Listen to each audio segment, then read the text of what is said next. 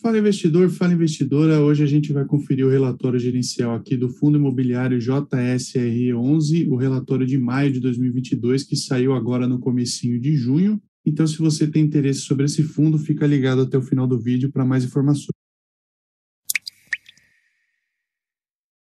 E bom, antes de mais nada, eu vou pedir para você, se não for inscrito no canal ainda, se inscreva para não perder os próximos vídeos que a gente vai publicar por aqui. E também curta o vídeo para ajudar na divulgação do nosso canal. E aqui sobre o fundo, a gente vê algumas informações relevantes sobre ele aqui. A cota de fechamento no mês, isso aqui relativo a maio, foi de R$ 77,80, enquanto que a cota patrimonial do fundo estava em R$ 113,63. A gente vê que tem um desconto considerável aqui, né? Com o fundo sendo negociado bem abaixo do seu valor patrimonial, e aqui a gente vê o valor de mercado do fundo em R$ 1.615 milhões e o valor patrimonial em R$ 2.239 milhões. Esse fundo tem um total de 56 mil cotistas para uma quantidade de cotas de 20.767.000. A liquidez diária desse fundo aqui está em R$ 2.887.000, é uma liquidez bem tranquila, e a ABL aqui 121 mil metros quadrados, com um dividend yield de 12 meses de 8,02%. Lembrando, isso aqui já é livre de imposto de renda.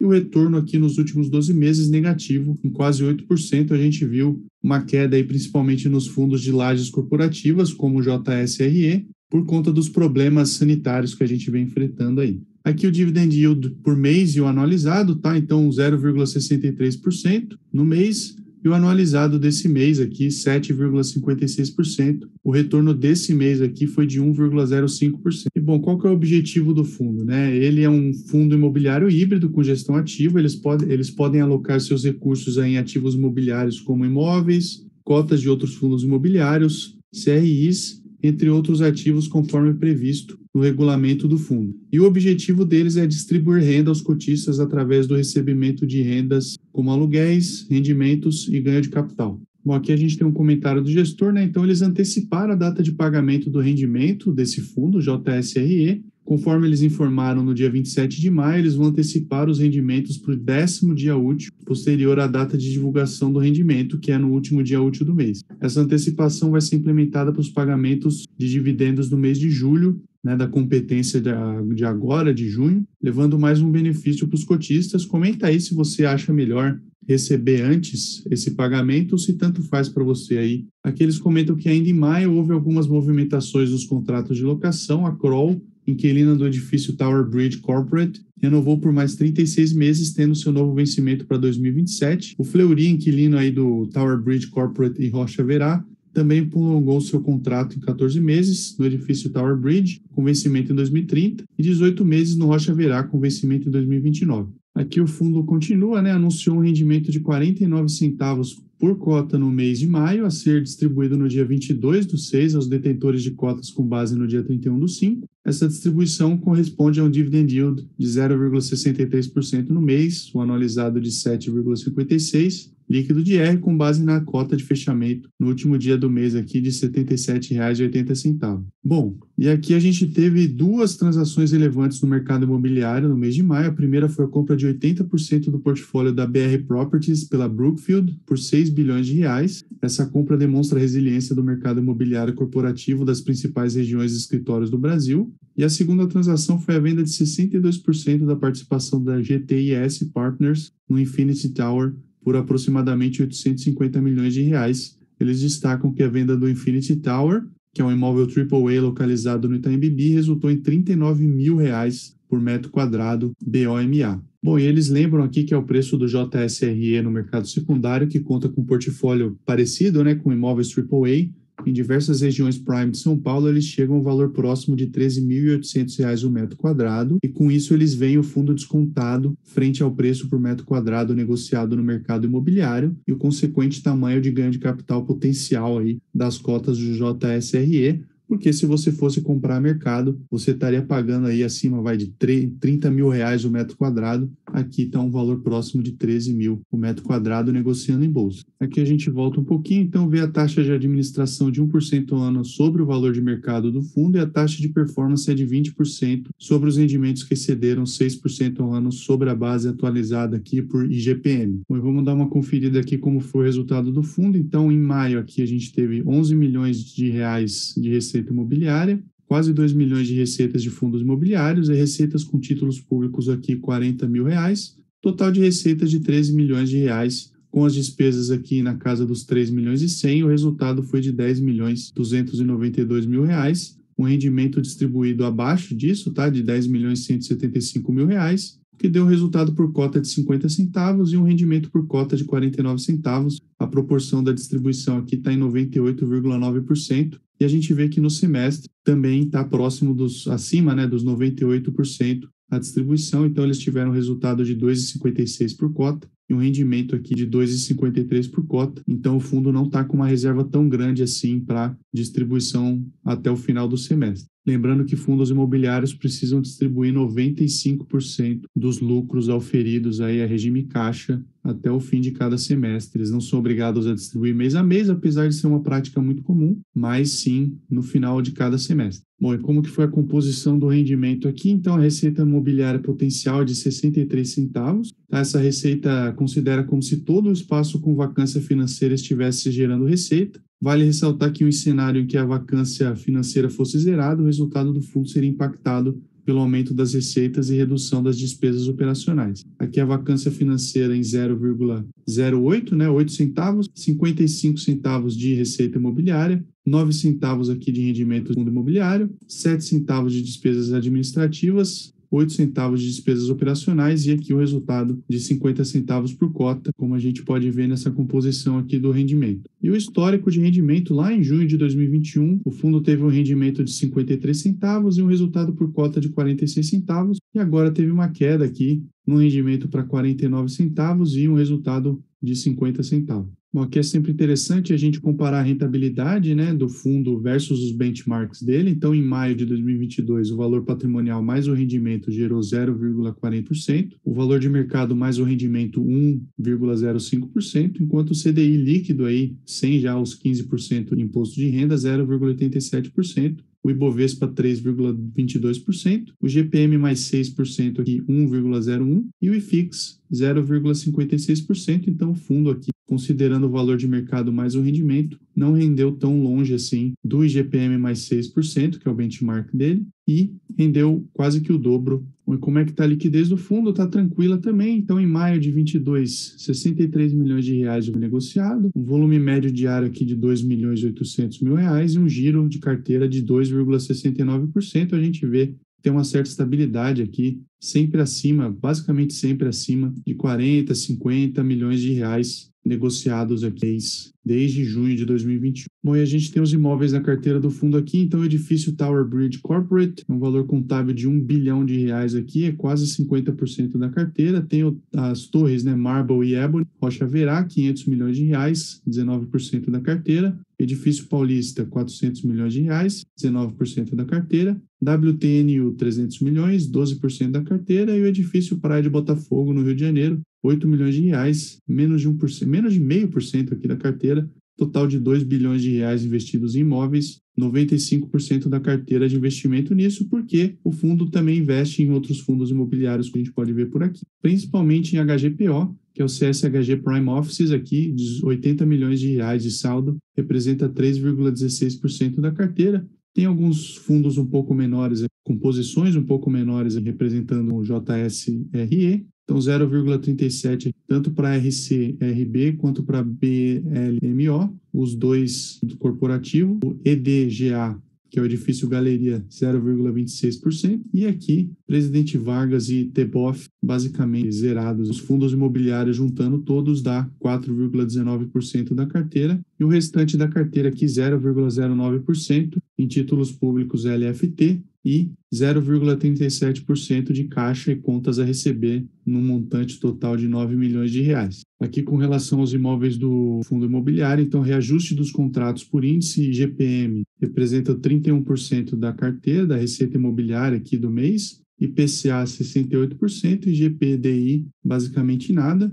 Por imóvel aqui, por percentual da receita imobiliária do mês, o Tower Bridge realmente aqui é metade da receita imobiliária do fundo, as duas torres na Rocha Verá 15%, Edifício Nações Unidas 18%, da Paulista 16% e o Praia de Botafogo 1% aqui da receita imobiliária do mês. O vencimento e revisionais dos contratos aqui, então a taxa média ponderada aqui, o prazo médio ponderado dos contratos do fundo tem 4,6 anos, tá?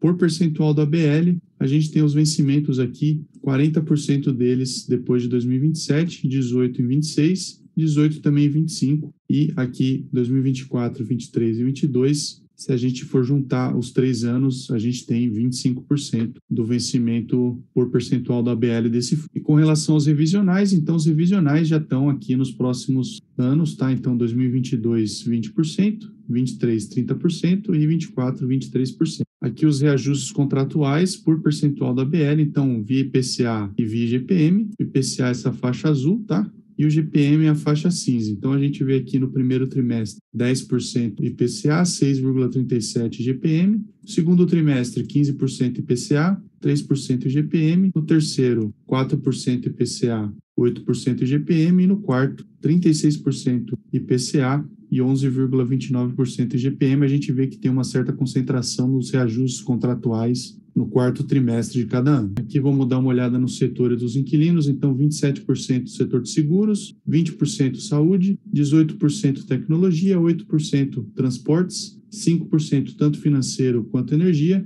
e 18% outros, são 55 inquilinos diferentes. Os maiores inquilinos aqui, o maior deles é a Allianz, 12,8% do ABL total do patrimônio líquido do fundo. Então, a gente vê que não tem uma concentração tão grande aqui. Outros inquilinos representam 53%, né? Tirando esses 10 primeiros aqui, os outros representam 53%. Então, não tem uma concentração tão grande nos inquilinos desse fundo, que é bom, porque se acontece algum tipo de problema com algum deles, o fundo não vai ter um impacto tão negativo assim nos seus rendimentos. Aqui vamos dar uma olhada geral nos edifícios do fundo. Então, o edifício Tower Bridge, na Avenida Jornalista Roberto Marinho, 85, na Berrini. São Paulo, a gente tem aqui a imagem da fachada e o mapa fica localizado o edifício. O fundo é proprietário de 100% do edifício Tower Bridge. O imóvel foi construído em 2013 e recebe a classificação AAA, né, AAA, e tem certificação LEED Gold. Localizado em uma das regiões que se desenvolveram mais aí nos últimos anos. Esse empreendimento é rodeado por alguns dos maiores e mais importantes cruzamentos da cidade, que é a Berrini, a Ponte Estaiada, a Roberto Marinho e a Marginal Pinheiros. Está do lado da estação Berrini da CPTM e da futura estação Chucre-Zaidan, da linha Ouro do monotrilho, e o entorno dele conta com todas as facilidades e serviços. Eles adquiriram esse prédio aqui em março de 2020. São 48 lajes corporativas, tem 10 lojas e restaurantes aqui, 1.600 vagas, são 56 mil metros quadrados que esse fundo tem de tamanho, tá? E a vacância física dele aqui é de 7,5%. As torres Marble e Ebony, aqui no Complexo Roja Ferá, fica na Avenida das Nações Unidas, 14.171. Também a gente vê aqui a imagem da fachada dos dois prédios e o mapa. O fundo JSRI é proprietário de 40% das torres, tá? Ele foi inaugurado em maio de 2008. Esse complexo, Rocha Verá, estabeleceu um padrão novo de tecnologia, conforto e segurança para o mercado imobiliário corporativo de alto padrão. Esse imóvel recebe também a classificação AAA, também tem a certificação LEED Gold e é localizado na Chucre-Zaidan com a Marginal Pinheiros, ali no importante eixo comercial da capital paulista. Tem uma elevada concentração de grandes empresas nacionais, multinacionais, com excelente acesso ao transporte público. Está do lado do Shopping Morumbi, do Marketplace, e também tem acesso à futura estação Chucre-Zaidan da linha Ouro do metrô. Eles compraram esse imóvel em fevereiro de 2021. São 128 lajes corporativas, 4 lojas e restaurantes, tem 1.064 vagas de estacionamento, 22 mil metros quadrados aqui da área do fundo e a vacância física está em 25,9%, então um pouco mais vago do que o outro imóvel. Aqui o edifício W Torre Nações Unidas, na rua Eugênio de Medeiros, 303, também em São Paulo. A gente vê a fachada do imóvel aqui e a localização dele no mapa.